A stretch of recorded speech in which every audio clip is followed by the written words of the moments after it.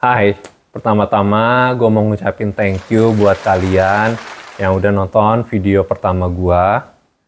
Gue benar-benar berterima kasih untuk segala bentuk support dari kalian. Thank you udah subscribe YouTube channel gue dan follow IG gue. Sampai-sampai ada yang mau ngirimin susu, karena lihat mungkin sekarang gue kurus banget kali ya. Thank you banget.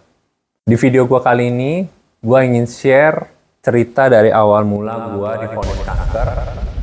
Dan ini jadi salah satu pertanyaan yang pasti ditanya orang-orang. Dan siapa tahu bisa jadi info tambahan buat kalian untuk mencegah dan mendeteksi awal gejala kanker. Sebelumnya gue mau menekankan bahwa setiap info di video gue ini berdasarkan info dari dokter yang menangani gue, dan dari research gue sendiri, dan juga pengalaman pribadi gue sebagai pasien. Jadi kalau memang ada info yang kurang tepat, silahkan share di kolom komen. Ya, kita sama-sama belajar lah, dan saling berbagi.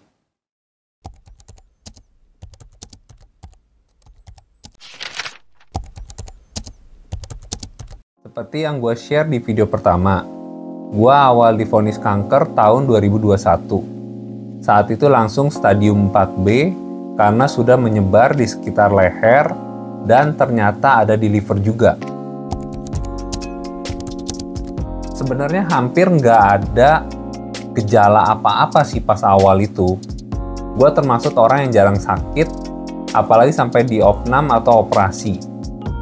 Nah, di bulan Mei 2021, ada satu hari gue lagi duduk-duduk dan nggak sengaja pegang area leher sebelah kiri. Kok tiba-tiba ada benjolan kecil? Kenapa gue bilang tiba-tiba? Karena gue inget banget sehari sebelumnya tuh nggak ada sama sekali benjolan itu. Selang beberapa hari, gue coba cek ke dokter. Asumsi awal dokter adalah TBC kelenjar. Lalu gue disuruh jalani beberapa tes lab dan hasilnya negatif. Gue juga sempat dikasih obat, tapi ternyata tidak mengecil dan menghilang. Setelah itu, gue disarankan coba ke dokter bedah untuk follow up lebih lanjut.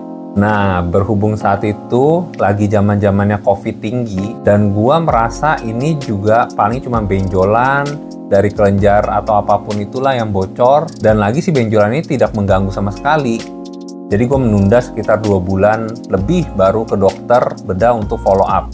Singkat cerita, di bulan September 2021, setelah 2 kali konsultasi dengan dokter bedah, gue menjalankan operasi kecil untuk mengangkat si benjolan ini. Saat itu gue belum merasakan ada perubahan kondisi badan gue yang signifikan. Cuman memang si benjolan ini udah mulai mengganggu sih. Misalnya, waktu gue buka mulut agak lebar, rasanya tuh agak ketarik.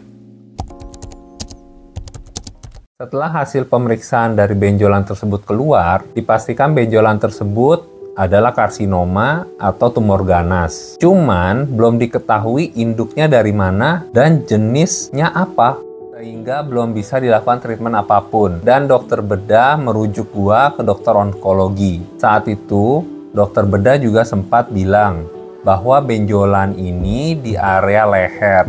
Kemungkinan ya induknya nggak jauh-jauh lah di area situ juga. Saat itu kita berunding dan diputuskan untuk ke dokter THT onkologi. Karena keluarga besar gua memang ada riwayat kanker nasofaring. Lewat pemeriksaan endoskopi, akhirnya ditemukan ada benjolan di daerah nasofaring. Dan setelah itu diputuskan untuk biopsi di nasofaring. Biopsi itu tindakan mengambil sampel dari bagian tubuh untuk mendapatkan jaringan yang diperlukan dalam pemeriksaan mikroskopis. Tujuan dari biopsi untuk membantu menegakkan diagnosis suatu penyakit sehingga dapat mengetahui jenis pengobatan atau terapi yang terbaik untuk pasien. Jadi hasil biopsi gua memastikan bahwa gua kena kanker nasofaring. Dan benjolan di leher kemarin adalah salah satu anak dalam tanda kutip ya, yang menyebar.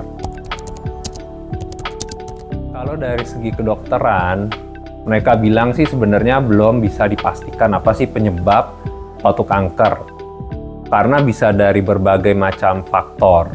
Nah, tapi ada memang beberapa faktor resiko yang dapat menimbulkan kemungkinan terjangkit kanker nasofaring ini. Untuk kasus gua memang faktor genetik sangat tinggi. Ya bayangin aja, gua orang keempat di keluarga besar gua yang mengidap kanker nasofaring ini. Selain bokap gua, ada 2 sepupu gua juga yang divonis kanker nasofaring. Dan nyokap gua sendiri juga kanker payudara. Epstein-Barr virus atau EBV orang biasa bilangnya. EBV adalah virus yang ditemukan di hampir semua sel kanker nasofaring. Orang yang sering terpapar debu dari serpian kayu itu lebih rentan kena virus ini. Selain itu, orang yang sering mengkonsumsi makanan yang difermentasi atau diasinkan, setelah itu dikeringkan dengan metode cahaya matahari juga itu beresiko tinggi. Contoh makanan seperti ikan asin, cumi asin, dan lain-lain lah. Menurut dokter, proses pengeringan dengan cahaya matahari ini menimbulkan sebuah zat yang memicu kanker nasofaring. Ya tentu, lifestyle lah yang kurang sehat, seperti merokok, minum minuman keras, sering konsumsi makanan yang berpengawet, dan sebagainya. Untuk gua sama sekali nggak merokok, apalagi minum minuman keras ya.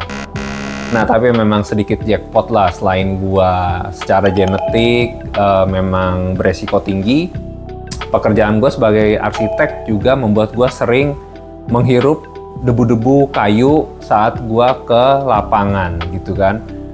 Nah, gua juga waktu dulu ngekos nggak masak, jadi gua sering beli kayak makanan-makanan di warung makan gitu, dan gue sering pesen cumi asin.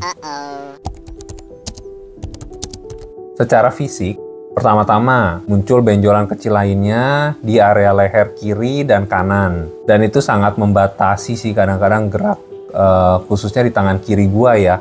Yang kedua, gue sering merasakan sakit seperti nyucutan di area benjolan-benjolan lah ya.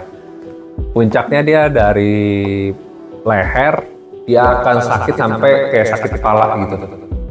Nah, agak susah untuk mendeskripsikan rasa sakitnya. Tapi ya mirip seperti inilah ya, seperti lu punya luka terbuka sepanjang leher, terus dia ditetesin alkohol 70% selama berjam-jam, dia perih banget. Jadi gue ceritakan ke dokter, dan dokter kasih gue painkiller. Nah dari itu ya gue minum painkiller ya lumayan mereda lah. Terakhir sebelum memulai kemoterapi, badan gue udah lumayan down banget. Karena saat itu pembengkakan terus terjadi, gak cuma eksternal yang dengan adanya benjolan, tapi juga internal. Jadi dia bengkaknya itu ada yang ke dalam, sampai mempersempit saluran makanan dan pita suara. Di saat itu gue udah nggak bisa makan makanan yang solid karena udah susah untuk nelen dan semua harus di blender. Jadi kayak anak bayi baru lahir gitu. Jadi makan makanan empasi lah ya. Dan yang terparah adalah gue inget satu hari gue bangun tidur, suara gue hampir hilang, jadi kayak gitulah. Saat itu dokter menyarankan untuk pasang selang dari hidung agar semua makanan bisa langsung masuk lewat selang aja dan kondisi badan tidak drop karena kurang gizi. Cuman saat itu gue merasa masih bisa dan mampu untuk menelan makanan-makanan yang di blender. Jadi ya gue tolak solusi tersebut sih. Secara mental atau psikis, gue sangat menerima kondisi gue ini. Menerima dalam artian ya memang gue sakit kanker dan harus menjalani ini. Dari awal gue divonis, gue nggak pernah sih mempertanyakan kenapa harus gue, kenapa harus sakit kanker. Saat itu gue dan keluarga cuman fokus gimana caranya supaya bisa cepat ditangani, cepat diobati, dan ya moga-moga cepat sembuh. Gue sejak awal sudah sangat berkomitmen untuk menjalankan sampai selesai treatment ini sesuai anjuran dokter. Gue percaya itu yang terbaik. Gue ingat dokter yang menangani saat itu sempat bilang, jangan peduliin stadium berapa, it's just number. Yang penting kamu harus komitmen untuk selesaikan kemo, dan radioterapi. 1. Rutin cek kesehatan, terutama jika keluarga memiliki penyakit kanker atau penyakit lainnya. 2. Kurangi atau hindarilah ya terpapar debu atau serbuk kayu dan pakai masker. 3. Kurangi atau hindari makanan-makanan yang diasinkan dan dikeringkan. 4. Segera konsultasikan ke dokter yang tepat apabila ada rasa-rasa yang nggak enak atau ada benjolan-benjolan di badan. Sebelum gue akhiri video kali ini, sekali lagi gue ingin bilang untuk teman-teman yang lagi menjalani hal yang sama atau sedang berjuang dengan penyakit lain, ya sabar gitu, jalani. Walaupun susah, jangan patah semangat. Di video selanjutnya gue akan share pengalaman saat gue treatment kemo dan radioterapi. See you next time!